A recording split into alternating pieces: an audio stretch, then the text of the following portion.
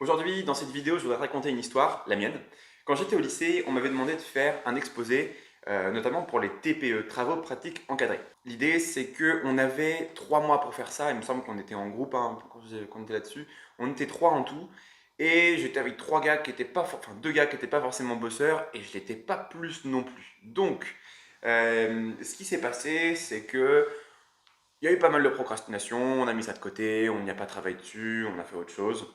Et il restait un mois et on se dit on va peut-être bosser un petit peu.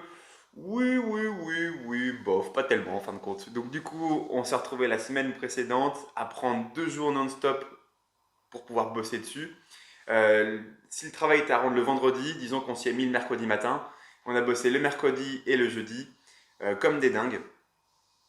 Et voilà, donc du coup, en fait, ce qui s'est passé, c'est que on a attendu le dernier moment pour pouvoir mettre en place une chose qui devait être faite en 3 mois, d'accord. Ce qui est génial, c'est que durant ces 2 jours-là où on a bossé comme des dingues, la productivité était au top du top. J'étais pas du tout distrait par mon téléphone, j'étais pas distrait par les jeux de société, par les jeux vidéo, par les réseaux sociaux, rien de tout ça, d'accord. Donc j'étais à fond dans ma tâche, c'était super.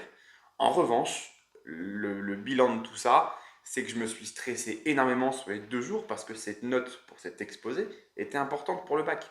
Et bah oui, il y a eu beaucoup beaucoup de stress. Alors que si j'avais été bien organisé, le stress n'aurait peut-être pas forcément été là.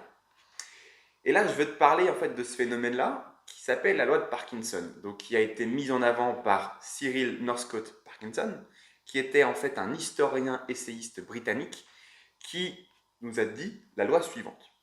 Le travail se dilate de manière à remplir le temps disponible pour son achèvement.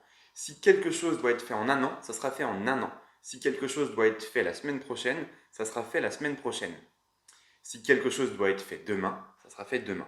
Donc, pour faire très simple, si on me dit Louis, demain, je veux que je veux que la pelouse soit tondue, il faut savoir que la tâche va peut-être me prendre 1 heure, d'accord. Et bah du coup, ce sera fait demain pour l'échéance prévue. Ça ne sera pas fait dans l'heure. Alors que si j'avais pris vraiment juste l'heure dès le moment voulu, c'était bon. Et c'est ça en fait qui est intéressant, c'est que on se donne on se donne du temps à procrastiner parce qu'on sait que justement on a une échéance précise et que la tâche va nous prendre un temps donné. Ce qui se passe, c'est que on procrastine énormément et si on ne sait pas bien tirer parti de cette loi. Alors, qu'est-ce que justement on peut tirer de cette loi?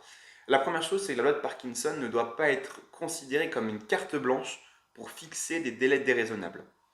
En fait, il faut juste adapter ton délai au temps nécessaire pour le mettre en place. Donc, j'ai envie de te dire, si tu sais qu'une tâche te prend 8 heures, place 8 heures pour faire cette tâche-là, que ce soit en 4 jours, en 2 jours, 3 jours, un jour, comme tu veux. Fais-le. Prends peut-être une marge d'erreur de 10-20% si tu as besoin.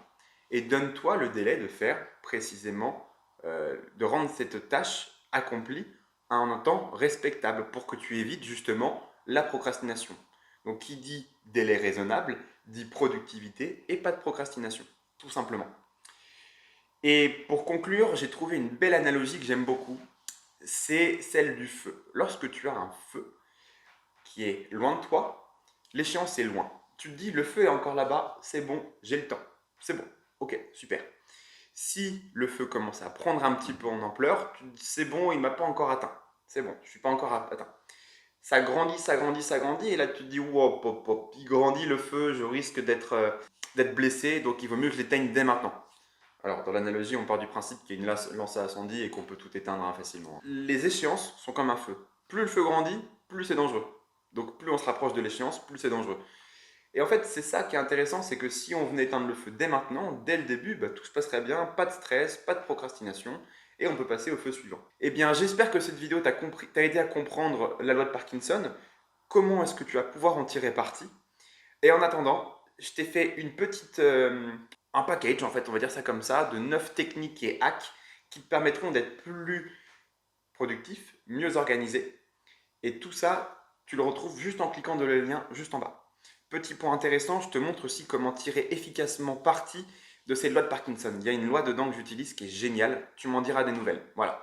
N'hésite pas à mettre un petit commentaire et un pouce si tu as aimé cette vidéo. Je te dis à bientôt. Salut!